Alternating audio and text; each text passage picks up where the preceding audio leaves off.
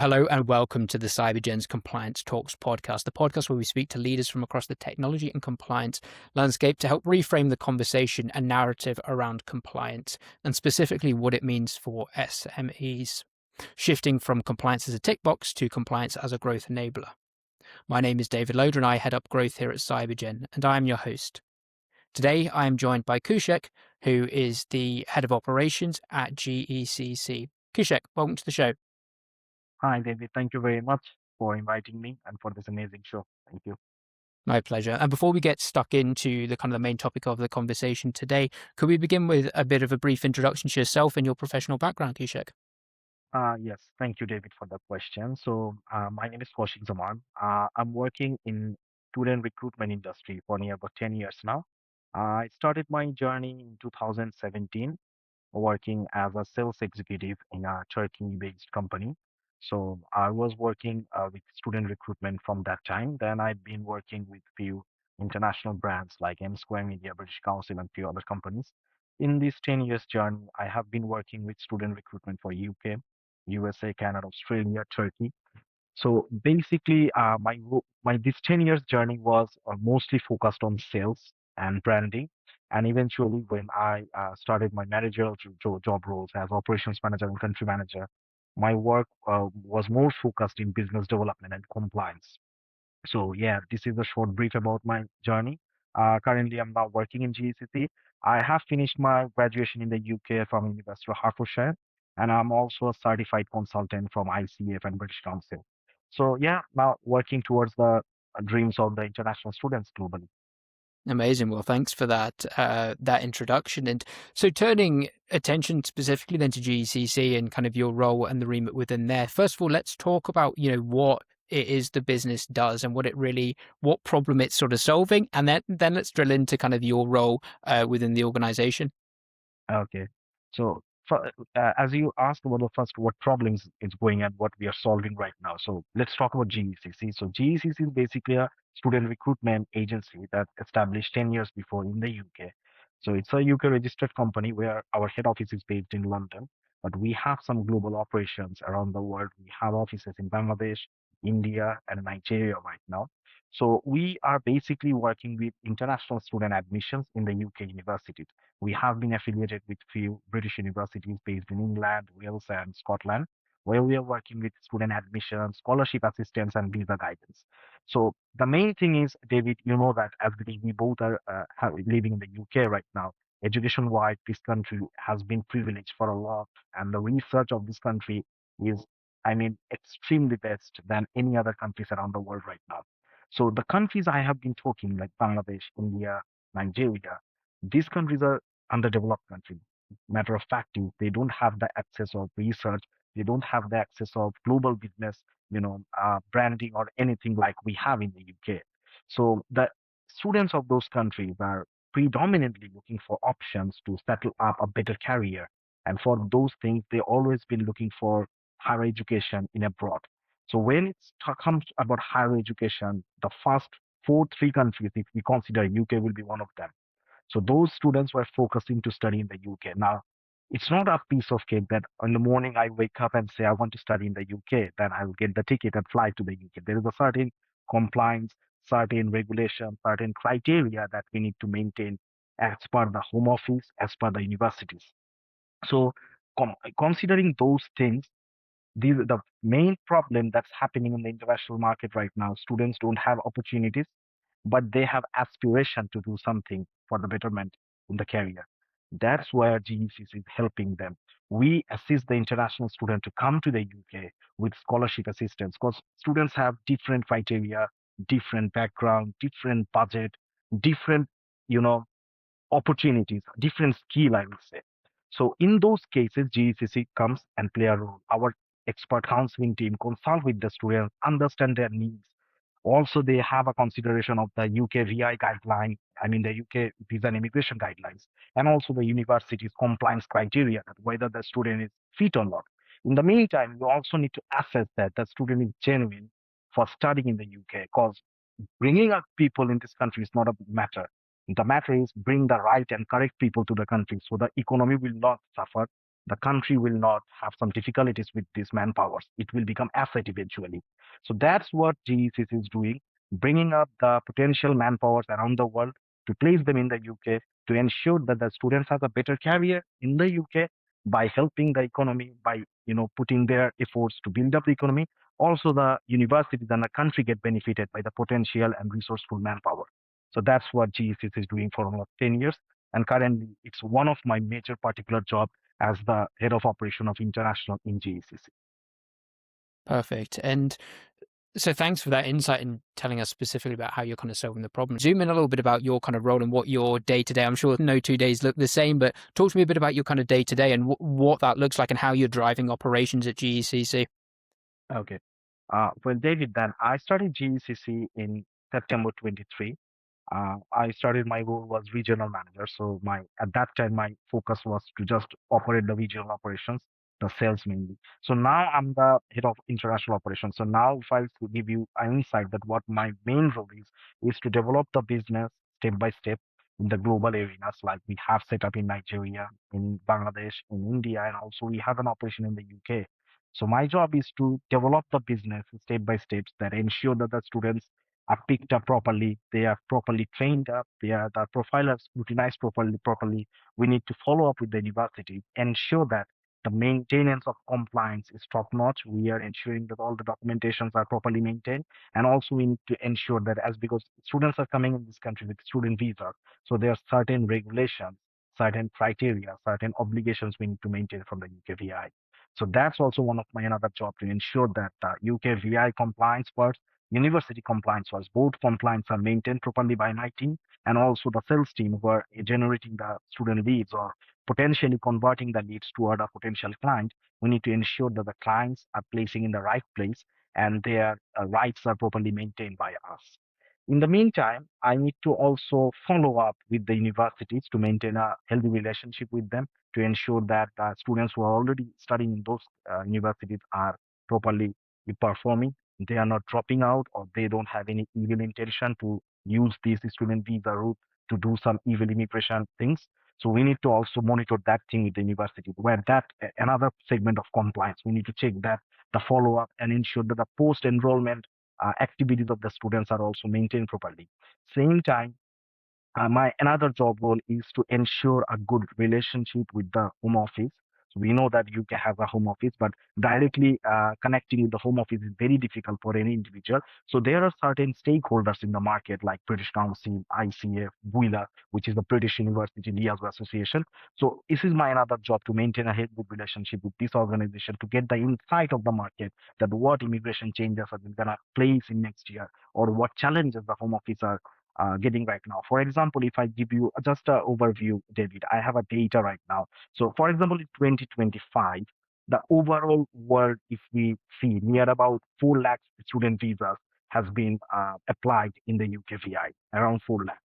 So among them, the highest ratio of approval is from the India market. It's near about 96%. Nigeria is 96%. Then third position is Pakistan, 74%.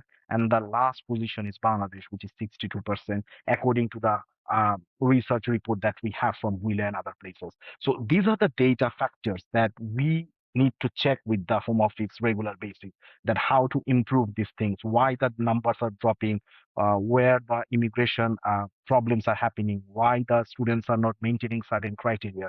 So these all are the main facts that I need to check, I need to maintain, and I need to ensure that the proper things are happening in proper places so that the business will eventually grow and the compliance will be maintained as well. I find it fascinating that despite being in essentially a business development role, that compliance is one of those things that kind of weaves through every area of the business. And I think also equally fascinating is how you're kind of aligning what you're doing as a business to the government agendas, that identifying where there are skills gap and where we can get talented individuals from these overseas locations, as you mentioned, when we've got specific talent density. If we look at particularly Nigeria, I know the tech talent we've got there, as well as India and Pakistan and whatnot, being able to bring them across to the UK, train them here, and hopefully then provide jobs and opportunities here. We're then plugging a specific talent gap that we have in this country. So You said you joined the company back in 2023, I believe. Have you seen any changes as it kind of pertains to, increases in sort of compliance and regulatory pressure during your time at GECC? Well, David, when I joined in GCC, we have been starting seeing the most toughest time of immigration in the UK. So I guess you've already seen that after the Labour government got the charge, they introduced the white paper, which is actually a very, very challenging thing for the overall international immigration market, not only for student visas, because student visa is a certain immigration route. There are high skilled jobs holders who can came to the UK every year for job options. There are, some job opportunities like care jobs holders. There is a big market who can come to the UK for job opportunities. So overall immigration market has been challenged by this white paper. So if I'm not wrong, the white paper was introduced in 2025. And 24, you maybe know that the international student visa got some certain changes, like the dependent has been closed. No dependents a student can bring, only the PhD and the research students can. Then eventually the graduate visa route, which is for the international student after studying, you will get a 2 years of graduate visa route. That has been curtailed. Now it's 18 months.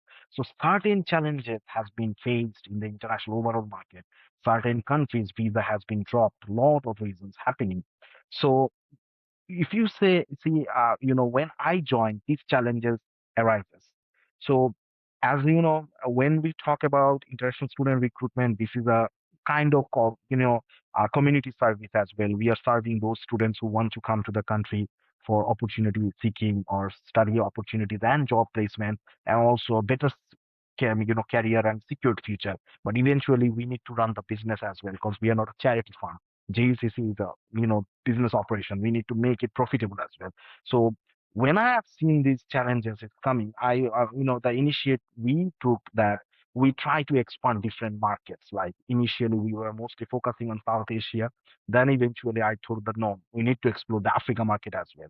So we penetrate the Africa market. Now eventually we are planning to go in the Middle East market as well because ultimately it's true that we need to do community service, but eventually business is also important, that otherwise survival won't be possible. So this is one thing that the global market needs to be executed by operation team so that the obstacle of immigration won't happen, because immigration is a certain thing that applied region to region differently. Like in South Asia the immigration eyesight is different. Middle East, it's different because there are a lot of reasons. South Asia people, Africa people came in here, they perform differently. Middle Eastern people came here, South American or European came here, they perform differently. So immigration also consider those people in a different manner. So that's why we are now targeting those markets who are less, risky in terms of immigration, less risky in terms of compliance. Again, the compliance things will come because in the compliance segment, this is a very important thing. We need to check that the existing students of those countries, how they are performing in this country now, and how the government is responding on this manner. Like I gave you a data. For example, Bangladesh is 63% visa success rate in 2025. It's dropped significantly, but there's a big data that because that has dropped, because a lot of students came here, they seek asylum, they move to other routes. They didn't use the student visa as a student visa route. They utilized, I won't say they will utilize it, they manipulated this route. So the government took this initiative as per the compliance data they had. So according to that, now we need to re-engage our compliance to ensure that uh, Bangladeshi students now scrutinized in more in a stricter way that we did before 2025 or 2024.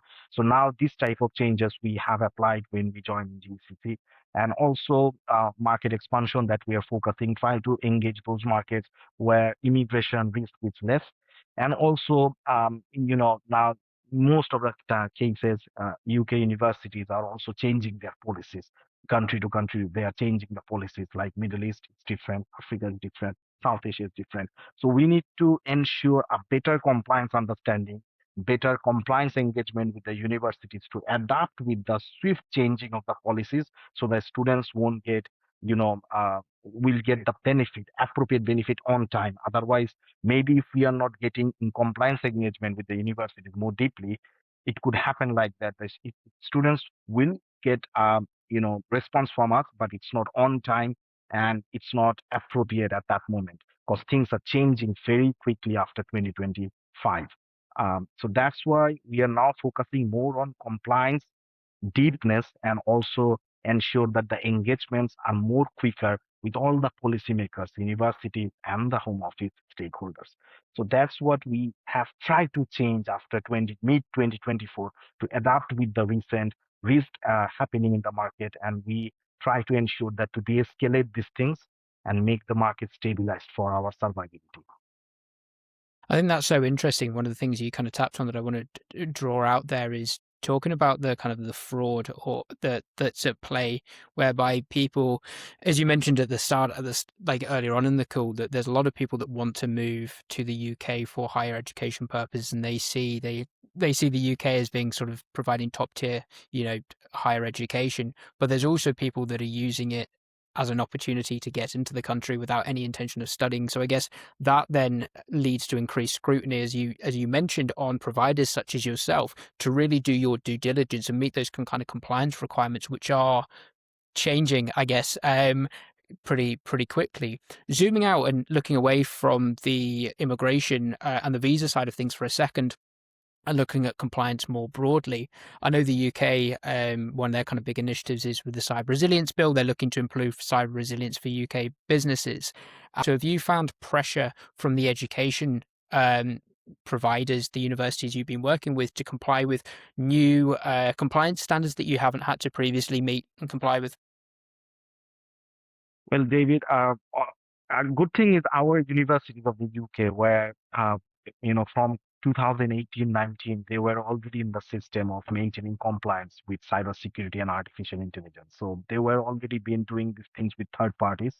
After 2023, when the changes started to be begin in the UK, the immigration triggered, and international student market is completely rely on immigration, because if immigration gets stuck, student market will not perform that well. That we have seeing right now, that how the universities are responding with the home office recent policy changing.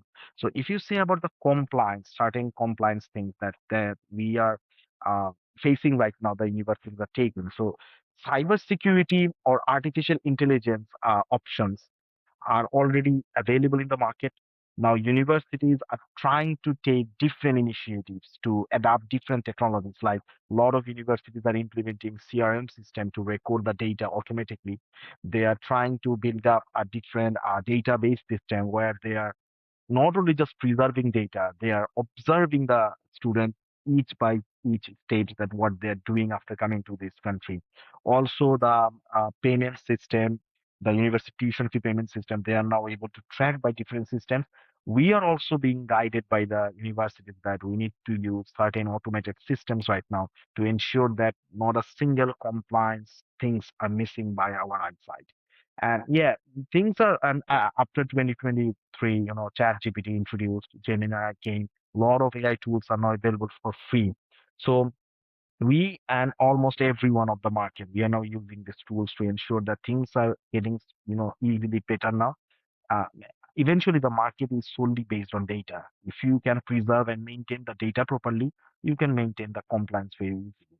So yeah, universities are also pushing to us towards to maintain these things in an automated way. And by default, we are also trying to adapt these things so that time is also saving.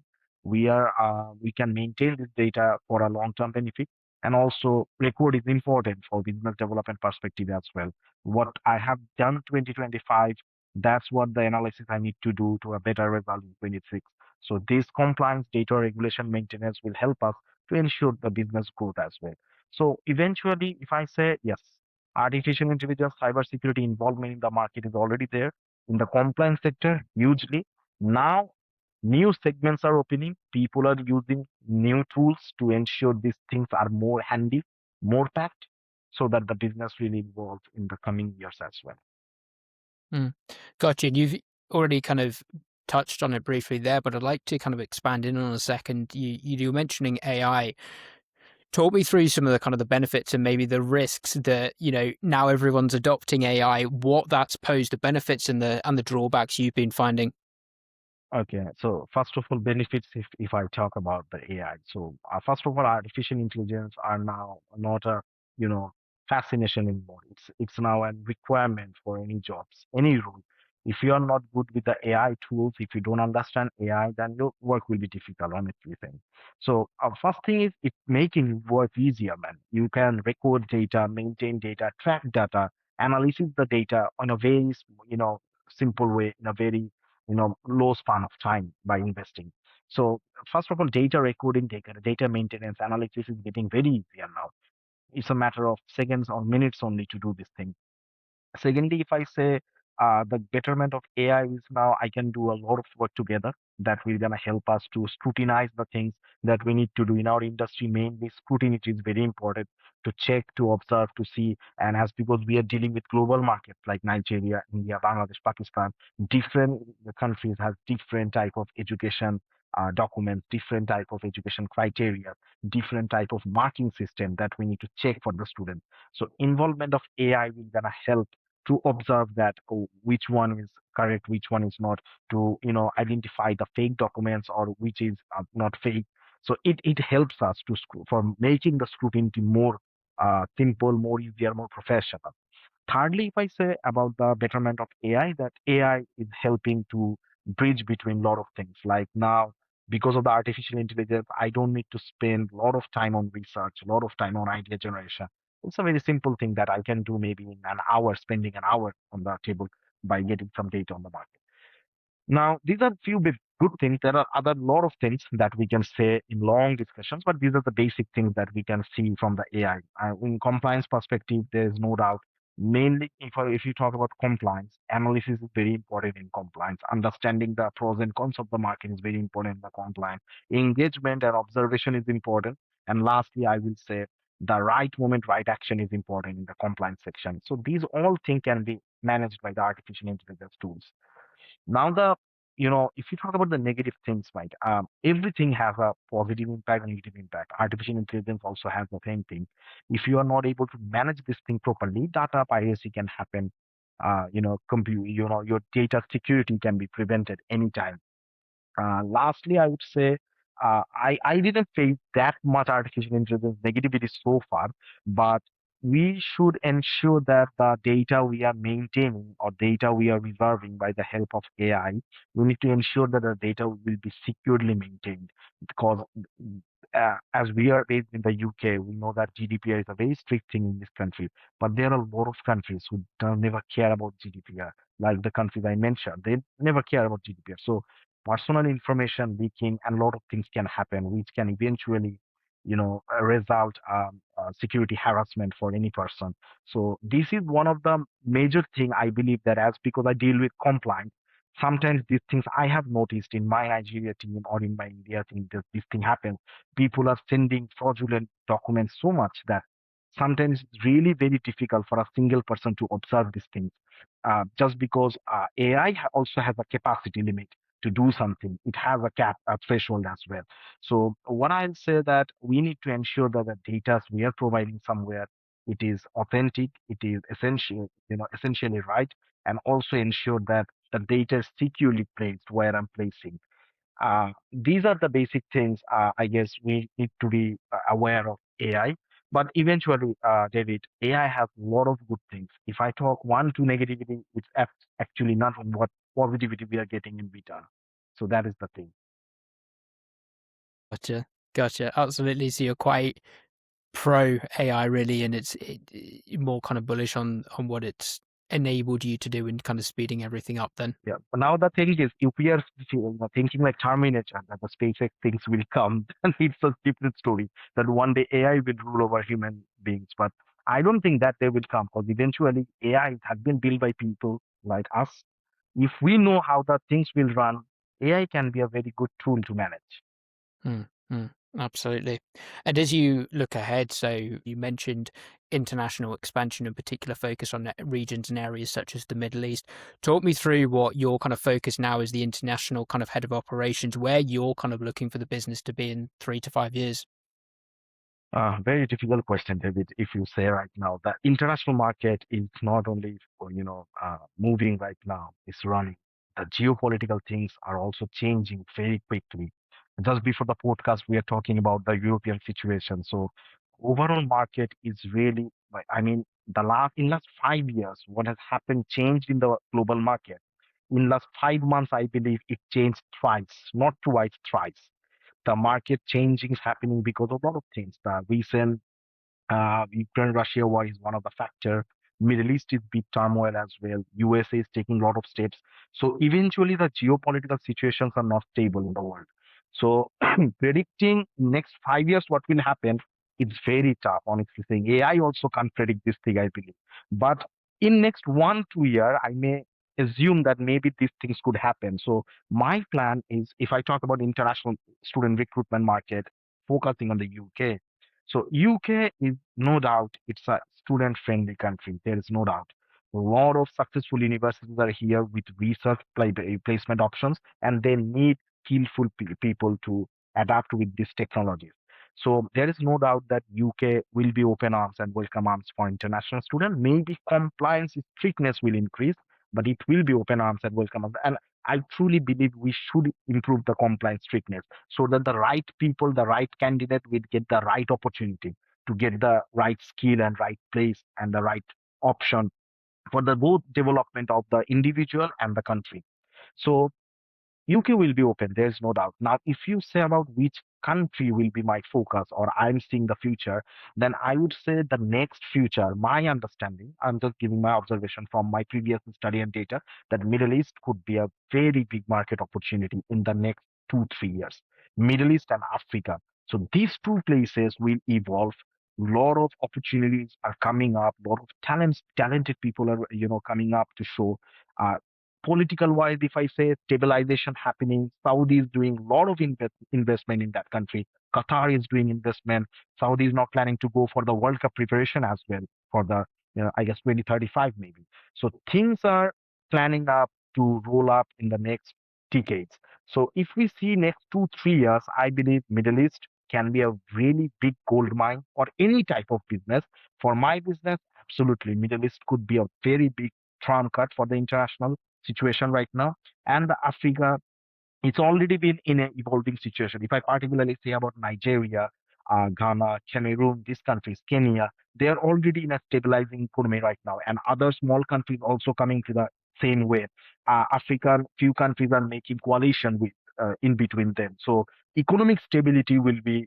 I don't think it's very far. Maybe in 1 year, the economic stability will be far better in Africa as well. So these two continents could be very good opportunity for any type of business, as per my understanding. And technology is coming, AI is there, business opportunities are coming because of lot of treaties happening. I believe that in next 2 3 years, if we can focus in these two regions, billion-pound business can be handled in these areas.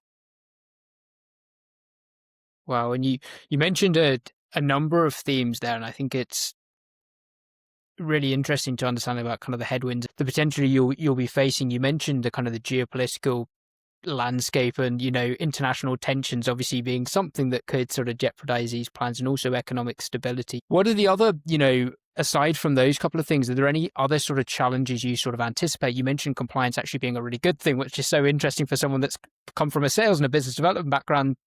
Are there any other kind of challenges you kind of foresee that could be sort of playing out that would impact positively or negatively actually your trajectory? Well, again, David, it's very tough to predict because the geopolitical situation is moving very quickly. But if you say apart from these things or any other challenges that can be seen, well, same again, as because AI is there right now, things are easily managed in good way, things can be managed in bad way as well. So AI could be a very big challenge in these markets, according to my perspective, because if these markets are evolving market, especially Africa, it's very evolving right now. Especially as our office is in Nigeria, I really when I closely work with people from Abuja and Lagos, I have seen that in these cities, technology is now so quick that sometimes I believe that maybe these cities are far ahead than the main major cities of Europe as well. Because people are now so much fast and quick because of the AI. So if we can manage the AI in good way, businesses can happen in these places. Because opportunities are there, people are hungry because the economy just getting stabilized. They want to make the economy far ahead, so they will jump on the race of making money or making businesses, which is good. But if we don't able to maintain the data properly by the help of AI, And if there is any compliance lacking happen, like, because when there is business, eventually there needs to be compliance. 100%, there is no doubt. You need to maintain regulation, documentation, process understanding. You need to do the due diligence for everything, contract, everything is to do with compliance. There is no doubt. So if we won't be able to maintain the compliance properly in this new opening arms business arenas, then there will be certain crashes could happen. Maybe a big, good example that I can say Venezuela. There's the thing happening there. Uh, People say a lot of things that America came, that they took over a lot of things. But if we see the background story, it's my understanding when I heard that story of last 10, 15 years that there's a big lackings in compliance. They didn't understand the process, regulation, and they didn't utilize this thing towards the benefit of the citizens of the country. And eventually, the ignition happened by the US, but the burst happened by the people of inside. So this is how a very, potential gold mine now turn into a graveyard or something like that. So this thing could happen in Middle East, in Africa as well, if we don't, listen to the situation or the response that happening in the world and potentially observe the things accordingly. I think it's a good example. Like you've been incredibly bullish and positive about kind of the role of compliance in the growth of the business. But, compliance typically or historically has always seen as been that bit of a slow process. And you're talking about kind of the speed at which these talent dense areas are really emerging and really developing. If compliance can't meet the speed at which you're identifying these pockets, compliance then becomes the constraint, doesn't it? So it's, I guess, one of those, it can be a good and a bad thing, can't it? Well, you're right in a way that compliance is a very, I will say, process with a lot of things. It's not a one two thing. It's a very big and packed thing. That's why there's a different department always in a company that's called the compliance department to do these things. Otherwise it could be merged easily with the business development or with the operations team. Why it's different? 'Cause it's a really compiled with a lot of things. But speed, David, I believe it could be, changed now because we have technology in our hands. Just think before, like 10 years back or 20 years back, if we were planning to do something that, for example, I want to form a business in the UK, I want to start something my own, I want to do something, you need a solicitor, you need an accountant, you need, advisors, maybe five, six people to advise you, to, make you understand about the business. Then you need to go to the, regulation area to make the certain things, and then you need to process. It took around 2, 3 months for you. Now you can do this thing in 7 days because you have the technology in your hand. If you know how to use the tech, if you know how to use the process, you know the things what you want to get or what you want to achieve. So about compliance, I don't think it's an impossible thing. A company in Nigeria or a company in Saudi is very developed country. Let's talk about lower developed in Middle East, for example, Oman. In Oman or in Kuwait, if we talk that we want to set up a company in those countries with the maintenance on compliance, I don't think we need any people right now. We have tech for that. Tech can advise, tech can initiate, tech can process, and the thing we took 3 months to start, it can't be happening in 3 weeks now because we have the technology. So technology is now making the speed. Before, for making a supply chain plan, we need to observe 1 year that how the market responds, how the need happening, how the demand increasing, how the supply happening. Then we can observe a funnel of supply chain. Now supply chain is a matter of 1 week because tech is there. We can do a lot of illustration in the technology and understand that, okay, hypothetically, this is happening, plan A, B, C. Okay, let's execute. Then maybe in 1, 2 weeks, you can understand which supply chain will work and you will execute in that way.